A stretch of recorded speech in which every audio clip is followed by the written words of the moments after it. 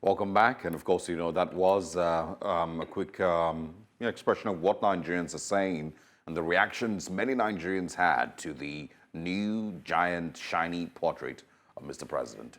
Now, away from that, months after a prolonged hide and seek with the Economic and Financial Crimes Commission, EFCC, the former Kogi State Governor, Yahaya Bello, will appear before the Federal High Court in Abuja today.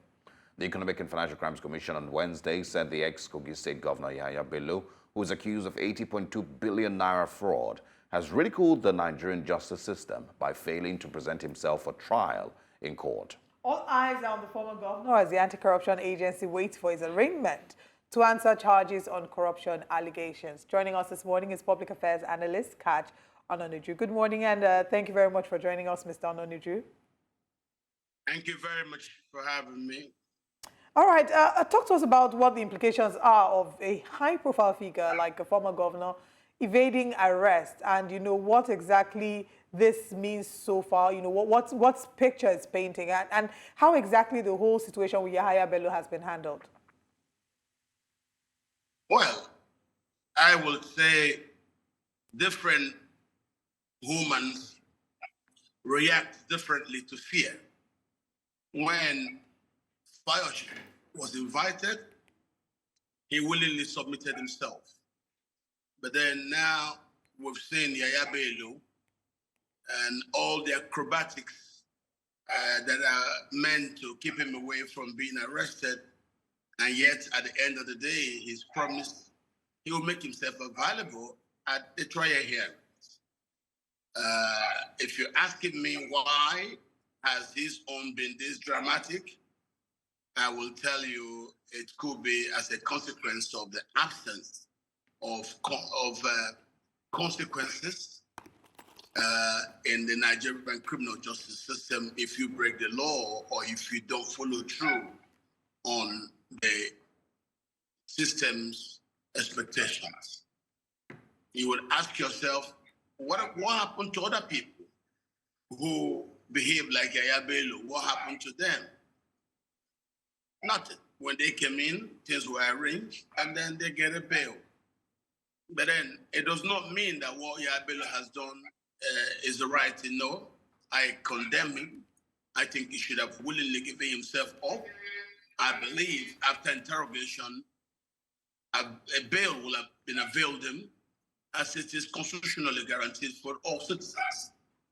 I think he has handled it very poorly, but that notwithstanding, the trial will start today. Let us see what happens when he shows up or if he doesn't show up at all.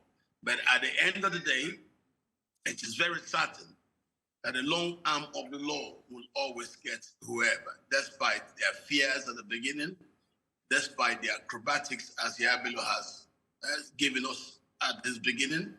I believe we should simply wait to see how it goes when the trial gets into its real effect. Yeah. I mean, speaking about the long arm of the law, people would still argue that it might be long, but it still is not able to hold anybody, especially corrupt politicians. And so in 2024, with the new head of the EFCC and, of course, with the new government in office, do you think that the EFCC, as it currently is positioned, is more able, more eager, and more capable of handling high-profile corruption cases, of the likes of Yahaya Bello? Well, the EFCC and its ways have acted in regards to individuals. There are those that the EFCC have allowed to walk away. If you ask yourself, what has been the fate of previous governors? Yahaya Bello has a special place. He's not a very good friend of the people in power today. He has also not conducted himself very well within the space of governance, and also within the Nigerian social spectrum. Yahaya Bello is not a good example of what a young person should be. No, he has abused the governorship, he has undermined his state, and he has disappointed youth. Let's see how the system reacts to him. That's not to say that the EFCC is such a good place. No, it has been previously mismanaged. It has been used previously for witch hunting. And that's the reason why Yahaya Bello thinks that coming for him, he can interpret as witch hunt to those who follow him.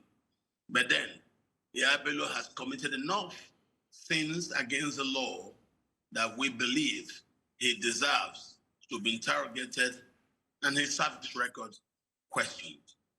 So yes, he is a master of acrobatics.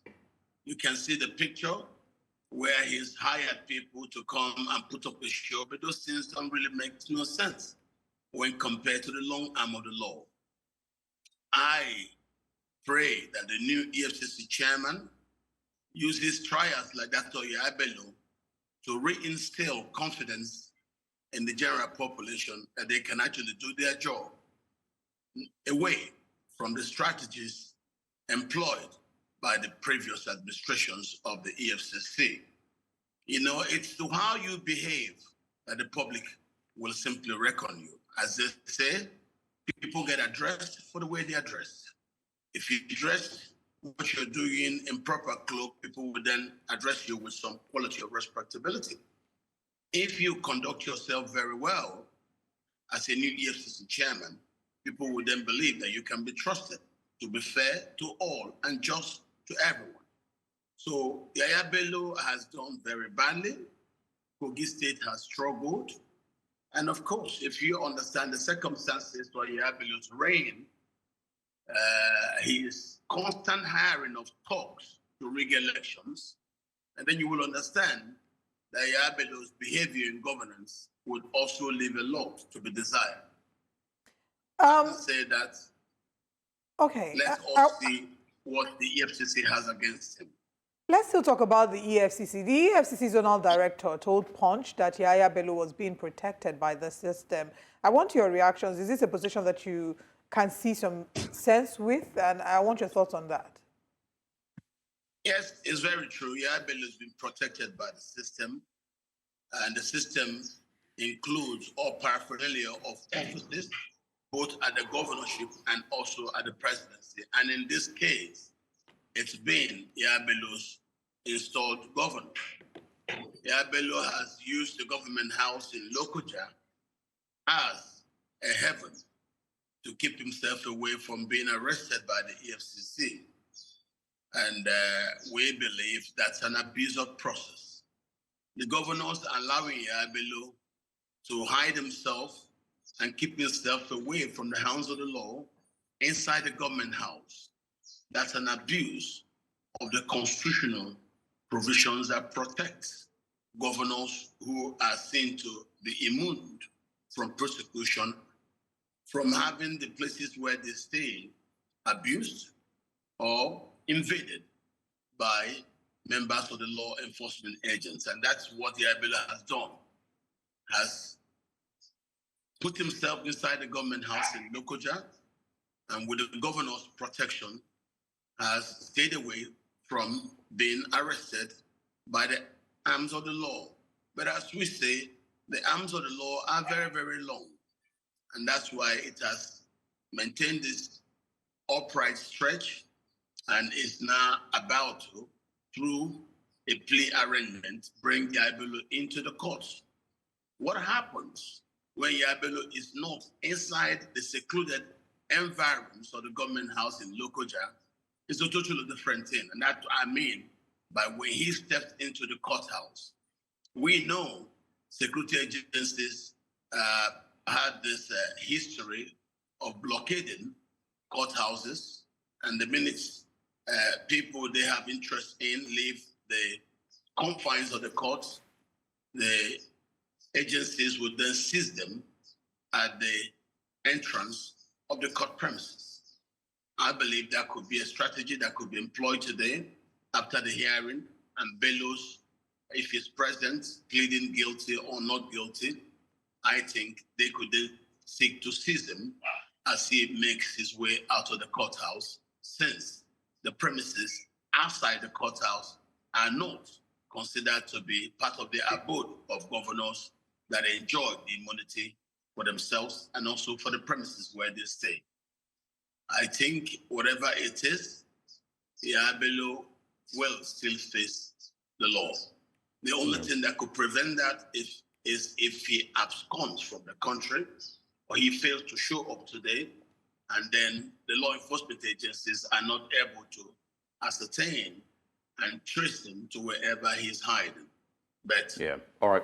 as it is said, the law has a very long hand. It will be put to practice today. All right. I also want us to, I think probably would wrap up with this.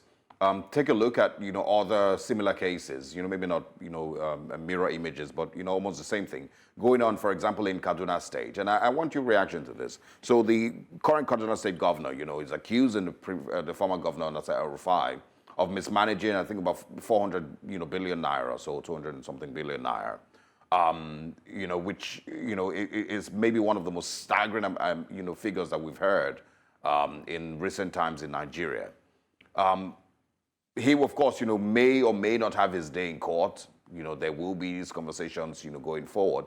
But one thing that I heard, that I thought was pretty interesting is when we hear of these accusations, why don't we have the state itself charge its former governor to court? There is, the departments in the Nigerian police force, and of course, with, Criminal Justice Act, that should enable the state, I believe so, to be able to charge its former governor to court instead of waiting for the EFCC. Why do we have this tradition of always waiting for the EFCC to handle these types of corruption cases? If you have a case against your former governor, pretty much the same thing, like what happened in River State, where Nyesom Wike is now been, of course, there's now been statements being made by the current governor that they will investigate the former governor. Why don't we have governors go straight to it and charge these people with corruption? Well, that question you're asking, it's as a consequence of the way our system is. The system here is very different than it is in other parts of the world. As you saw in the United States, it was the state of New York that charged President Trump. In Nigeria, due to the concentration of all powers at the center has the instruments of control and coercion and instruments of real preventive justice. In this case, I mean, if you want to, as a governor, take in and prosecute a former governor, and the former governor happens to be in friendship with federal authorities, the federal authorities, in this case, since they control the police, will be able to tell the police to simply stay hands, just as we saw that happened in the recent past when we had criminals coming to Nigeria with guns and then start kidnapping Nigerians. The state couldn't do anything, as you're seeing going on in Plateau State. The state couldn't do anything. Why? The federal government controls the high courts. Federal government also controls the police. The federal government also controls the prisons. And so the EFCC and everyone, Exactly, and the EFCC. Yeah. And when the federal government wants to undermine your ability, just like you saw, when states like Benue could not implement their anti-open grazing bill. Why? President Buhari gave instructions to the police to undermine that. So this is the problem. If the states will finally have powers devolved to them for them to have this ability, then they can do it. If they have something like state police, and the state police has such powers to prosecute whoever is within their domain, that will be possible. All right, Mr. Anonuju, we would have to wrap up here. These things, of course, would basically just paint a picture of what the current realities in Nigeria are in every regard, including the fight against corruption. Thank you very much for stopping by and for speaking with us. We wish you a beautiful rest of the week, and we look forward to having a conversation with you again. Okay. All right.